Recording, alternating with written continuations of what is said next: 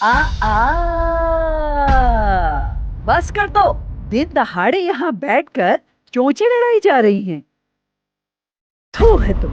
तैयारी तो ऐसे कर रही है जैसे किसी जागीर के मालिक बन बैठी हो, लेकिन हकीकत में तुम सिर्फ एक बूढ़ी औरत की देखभाल कर रही हो, उससे ज्यादा कुछ नहीं। सब बुरा होना बुरी बात है, आप भी तो बुरी है फातिमा आंटी। क्या कहा तुमने? हाँ, मैं बूढ़ी हूँ? इतनी सी पिड्डी, देखो क्या कह रही है मुझे। कोई मुझे नहीं ले जा सकता, मैं नहीं जाऊंगी। अगर आप चेकअप नहीं करवाएंगे तो मैं आइंदा अपना कोई चेकअप नहीं करवाऊंगा। हद है। अरे बाबा, मनाज साहिबा, चले हम दोनों चलते हैं, थोड़ी हवा खा लेंगे, एक एक कॉफी भी हो जाएगी। ठीक है, तुम्हारे साथ चलती हूँ। अरे वाह। ये बताओ, तुम जादूगरनी हो क्या बेटी? शायद ये नौजवान आपके मंगेतर हैं, ऐसा ही है ना? नहीं डॉक्टर साहब, आपको गलतफहमी हो रही है।